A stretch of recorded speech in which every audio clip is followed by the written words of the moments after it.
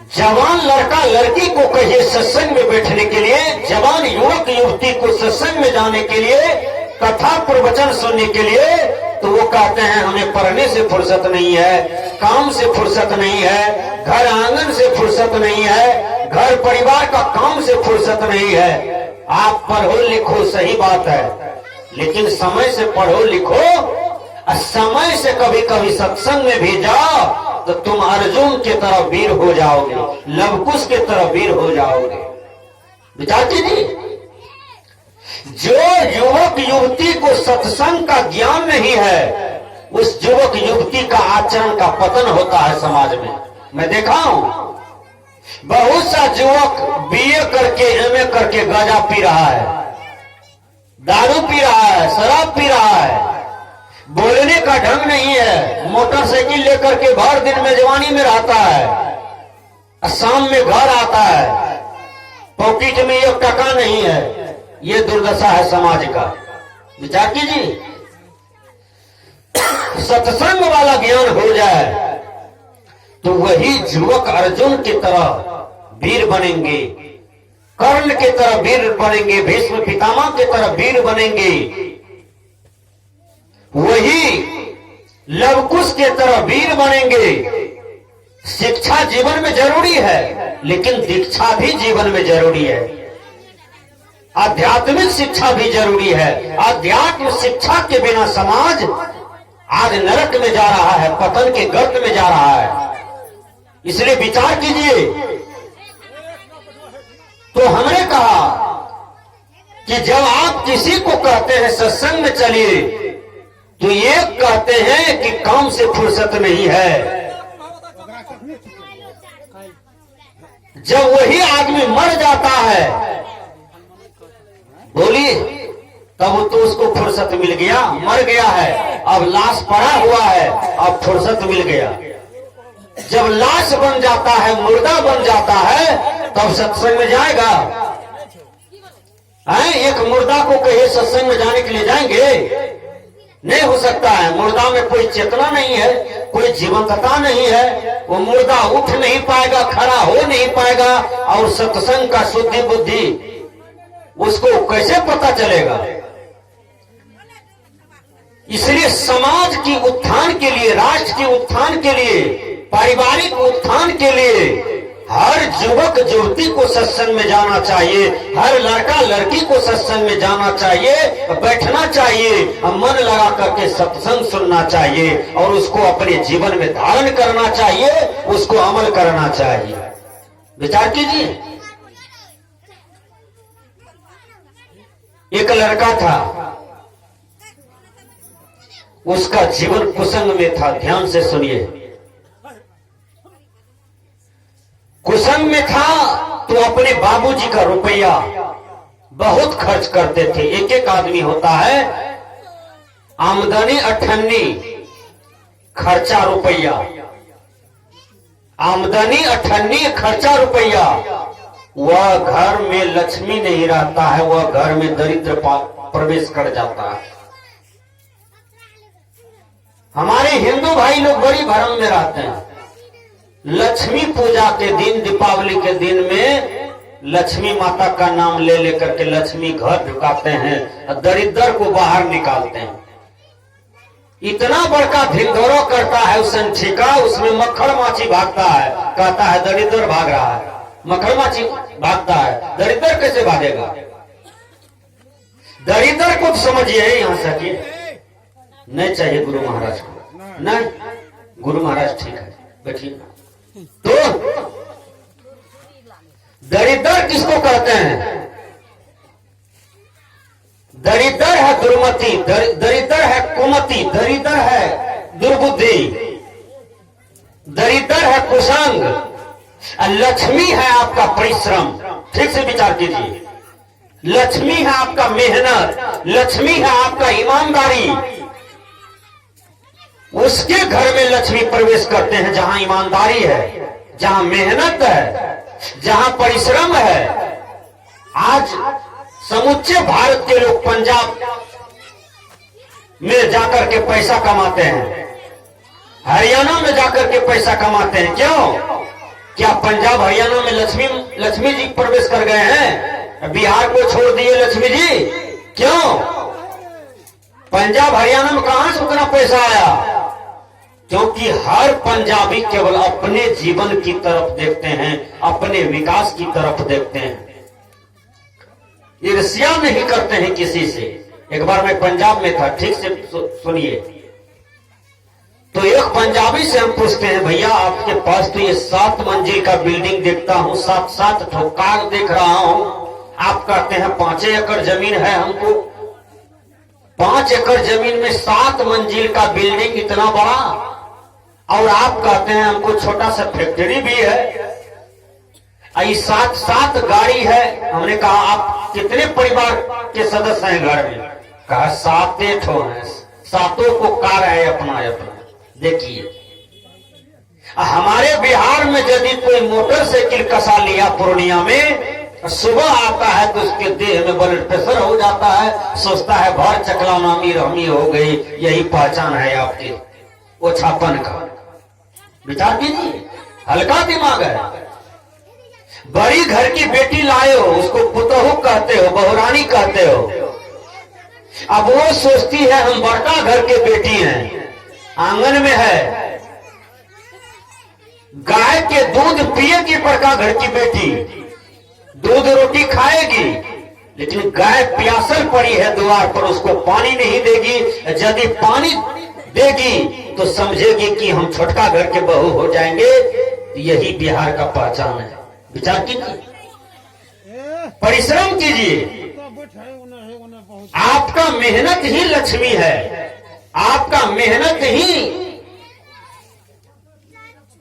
लक्ष्मी है, इसको ठीक से समझिए। अब बिन मेहनत किए हुए कितनों दीपावली में बोलिएगा, 100 दीपावली मना लीजिए और कहते रहिए लक्ष्मी घर दरिद्र बाहर, लक्ष्मी घर दरिद्र बाहर। जिंदगी भर कहते रह जाइएगा, लेकिन जिंदगी में कभी लक्ष्मी आपका घर में नहीं होगा। जम करके मेहनत कीजिए, ईमानदारी पर रहिए, आपके घर में बिन कहे हुए लक्ष्मी 12 बजे दिन में ढुक जाएंगे। विचार कीजिए, रात को कौन पूछे, 12 बजे दिन में घुस जाएंगे। आपका विचार अच्छा हो, आचार अच्छा हो, शिष्टाचार अच्छा हो, व्यवहार अच्छा हो, बिन पूछे आपके घर में लक्ष्मी घुसेंगे।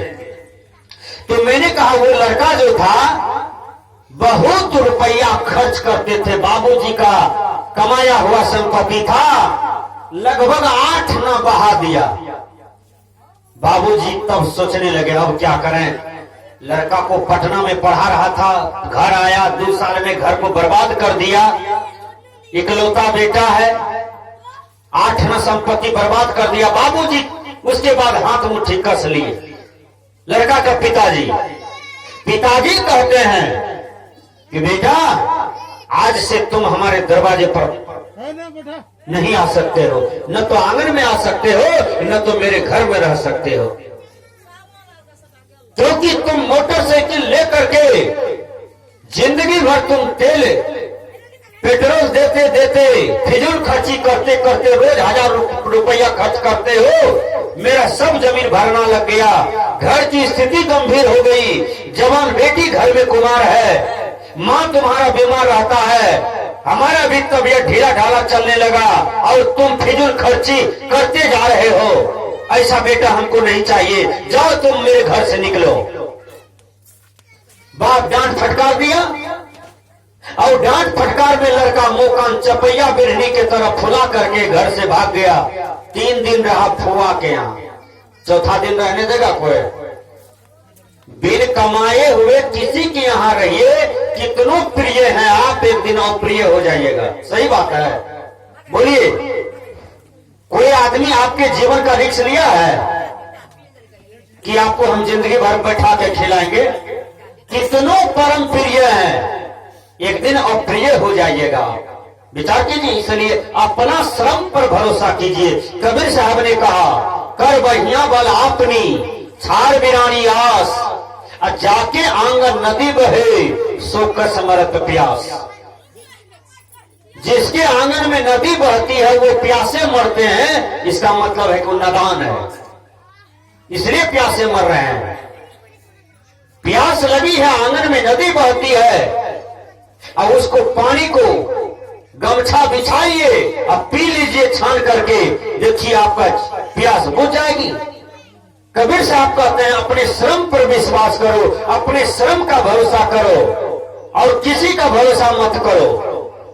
अच्छा एक बात, आपके पास 10 एकड़ जमीन है, अब कहिए भगवान भगवान भगवान, तो 10 एकड़ जमीन में मक्का लग जाएगा, लग जाएगा अपने आप, कि उसमें परिश्रम करना होगा, खेत जोतना होगा, बीज लाना होगा, जन मजदूर के पानी एक एक मक्के को लगाना होगा, तब पौधा होगा, कौवा उड़ाना होगा, तब पानी पटाना होगा, खाद डालना होगा, है तब एक दिन जाकर के आप फल को प्राप्त करते हैं। कितना मेहनत करना पड़ता है, अब तब एक दिन 2000 गड्ढे को आप गिनते हैं, मजा आता है। तो ये मेहनत का फल है, इसलिए आपका मेहनत ही सब कुछ है, मेहनत ही लक्ष्मी होता है। लक्ष्मी कोई देवी देवता नहीं है, यदि कोई देवी देवता है लक्ष्मी तो वो अपने कर्मों से है, अपने लिए है।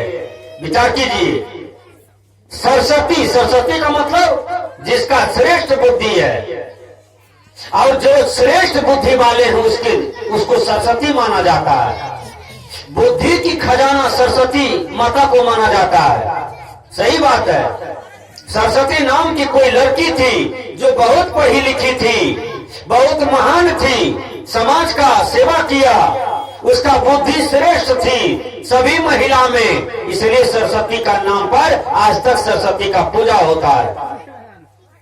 आप विचार कीजिए, आज हमारे सरस्वती पूजा में हम लोग देखते हैं कि सरस्वती का पूजा युवक लोग करता है, पीछे में डीजे बजाता है। क्या डीजे बजाता है? डीजे में तोरा मायक हम तो दामाद लागोगे, सरस्वती में मारते न 3-4 लाठी, कहते न कथिल हमरा तू खारा क्या दिल छी, एहन गाना बजबे छी, तोहर मैं का हम दामाद लागोगे, हम तो सरस्वती में अच्छी। विचार कीजिए, तो सरस्वती माता जो है, सरस्वती माता के मूर्ति खड़ा करके अब फिल्मी गाना बजाते हैं, ये कैसा बुद्धि है आपका? क्या ये सद्बुद्धि है? ये गलत बुद्धि है। सरस्वती माता को कहीं गुस्सा आ जाएगा तो 7-8 लाठी मारेगा सब झोड़ा को, कहेगा बुद्धि ठीक करो, हमको खड़ा कर दिया है, यहाँ फिल्म बजाता है, फिल्मी गाना बजाता है, कि देवी देवता को खड़ा किया है तो देवी देवता वाला गाना बजाओगे? विचार कीजिए। इसलिए विचार करना होगा सजना। तो वो लड़का को निकाल दिया, लड़का चला गया फुआ के यहाँ 3 दिन रहा। फुआ के यहाँ जब 3 दिन रहता है, चौथा दिन फुआ को भारी हो गया करके फुआ कहती है कि आलू उखड़ रहा है, जाओ जन मजदूर के पीछे, भर दिन वहीं रहो, हम भोजन लेके चले आएंगे। लड़का को बोझ आया, फिर लड़का मोटरसाइकिल लेकर के बहन के यहाँ भाग गया। बहन के यहाँ में 4-5 दिन रहा, जीजा जी को बोझा बुझाया, जीजा जी ने कहा केला में पानी पटाना है, लीजिए कुदाल चलिए खेत। छोड़ा को भारी बुझाया लड़का को, फिर लड़का भाग करके चला गया मौसी के यहाँ। अरे कितना दिन में जवानी टिकेगा निकम्मा होकर के? विचार कीजिए, एक दिन तो आपको अपना पैर पर खड़ा होना पड़ेगा। घूम फिर करके थक करके आया घर, बाबूजी कहते हैं चलो भागो दरवाजे पर से। कहा नहीं बाबूजी, हमको भगाइए मत, आदेश कीजिए, आदेश कीजिए। अब कहा 100 रुपया कमा करके लाओ। लड़का सोचा जिंदगी में कभी काम नहीं किए हैं, 100 रुपया के लिए भर दिन मेहनत करना होगा। सोने मौसी से मांग के ले आते हैं, मौसी रुपया दे देंगे। मौसी से 100 रुपया मांग करके लाया, कहा बाबूजी लीजिए। अब बाबूजी उसी के सामने में द्वार पर कुआं था, उस रुपया को कुआं में गिरा दिया। लड़का को कोई असर नहीं हुआ, मौसी से मांग के लिया था, कौन फर्क पड़ेगा। फिर कहा दूसरा दिन हुआ, कहा कि चलो 150 रुपया कमा के लाओ। गया मामा से मांग करके 150 टका लाया, कहा लीजिए बाबूजी। बाबूजी उसी के सामने में कुआं में गिरा दिया रुपया। केवल गिराते जा रहा है उसका पिताजी। इन्हें पूछता है कहां से लाए। फिर चौथा दिन बहन से मांग के लाया, फुफा से मांग के लाया। 100 रुपया बाबूजी गिराते जा रहे हैं कुआं में। जब सबसे रुपया मांग मांग करके सबका नंबर खत्म हो गया, अब क्या करेगा वो? अब तो कामिल करना होगा। गया बाजार, भर दिन ठेला चलाया, ठेला भाड़ा पर लिया, चलाया। 100 रुपया कमाया उस गर्मी में, आकर के बाबूजी के हाथ में दिया। बाबूजी कुआं में गिराने जा रहा था, बेटा दौड़ करके आया, उस रुपया को पकड़ लिया। कहा बाबूजी भर दिन ठेला को खींचे हैं, बाबूजी मत फेंकिए टका को, बड़ी दर्द से टका कमाए हैं। बोलिए आपका बेटा का पट्टी खुलेगा कि नहीं? इसलिए बाप दादा का संपत्ति कमाया हुआ पर आप इतना मोक्ष टेरते हैं, लेकिन अपना कमा करके भी तो दिखाइए परिवार में, समाज में। इसलिए बाप दादा की संपत्ति को बर्बाद मत कीजिए। बाप दादा आपके लिए पेट काट काट करके आपका हिफाजत किया है, 3 पीढ़ी तक के लिए सोच दिया है। आप कई पीढ़ी तक के लिए सोच पाते हैं? वो कितना बुद्धिमान था, बोलिए। आप कितना बुद्धिहीन है, गिरते जा रहे हैं। नहीं, परिश्रम कीजिए। परिश्रम करने वाला व्यक्ति यह संसार में बड़ा होता है, महान होता है। उसका घर सुखी होता है, उसका परिवार सुखी होता है, उसका परिवार सब चीज का विकास करता है। इसलिए सदगुरु कबीर देव कहते हैं, आपन आस कीजिए बहुतेरा, काहुन मर्म पावल हरि केरा। इंद्री कहां करे विश्रामा, सो कहां गए जो कहत होते रामा। सो कहां गए जो होत विश्रामा, कहीं कबीर खोजे समाना। हृदय बसे ही राम न जाना। विचार कीजिए, विजय की वाणी है। कबीर साहब कहते हैं अपने आप की आशा करो। तो मैंने कहा कि सब